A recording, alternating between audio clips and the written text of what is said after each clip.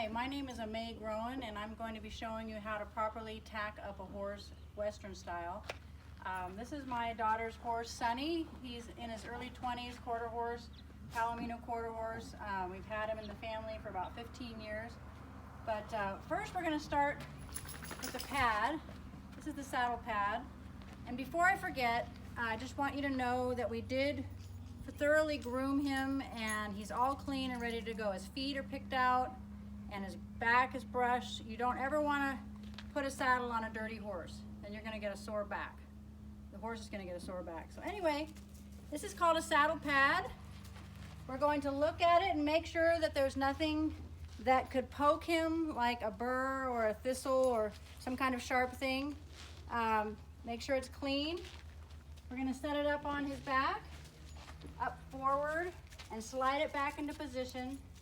The front of the pad should be in the middle of the horse's shoulder, and the back of the pad should not be covering the point of the hip.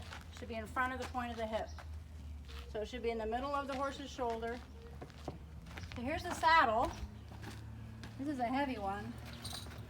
What we're going to do, we're going to take the cinch and the stirrup up onto the saddle, and we're going to lift it up, careful not to move the pad, and set it gently on his back, like that.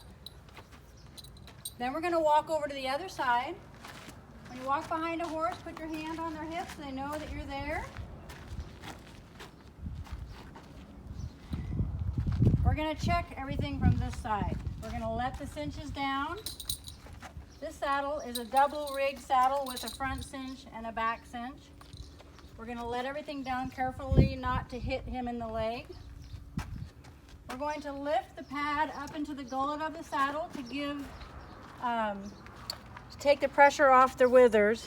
We want to have a space there, because when you sit down, that puts a lot of pressure on their withers if it's tight. So we let these down. We make sure that the center of the cinch is going to be between his front legs. That looks good. We're going to go back to the other side.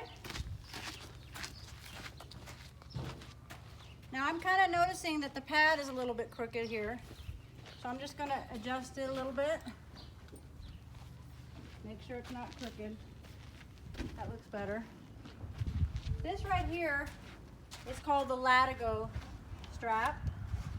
We're going to take this down.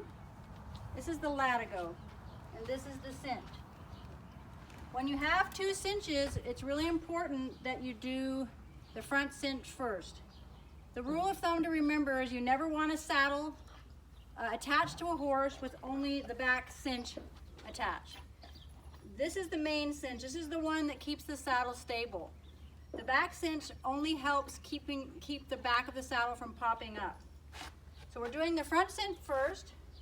We're going to take this latigo strap and go through this ring, making sure there's no twists in the latigo.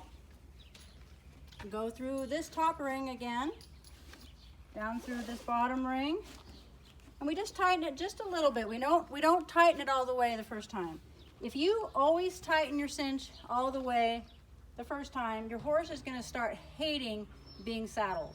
And then you're going to start having a horse that's cinchy and lays back his ears and tries to bite you. So the way you avoid that is the first time you cinch him up, you do it just enough to keep the saddle from slipping, but not very tight. Okay? So we're going to look for a hole here. Put it in the hole. The post goes in the hole. You back it up and make sure it's tight right there. And if you have a hole in a post, you would just put the end of the latigo in the latigo keeper. But let's say there was no holes in your latigo and no post. All you have to do is make a knot. So you go to the left. Let's move this stirrup. Go to the left, around, under, and down. That is the latigo knot. All right, now it's time to hook the back cinch. And the back cinch does not need to be tight, but it shouldn't be really loose either. It can hang off their belly a little bit, This almost seems like it's too tight on the other side. Let's go look on the other side. I'm going to let it down one hole over here. There we go.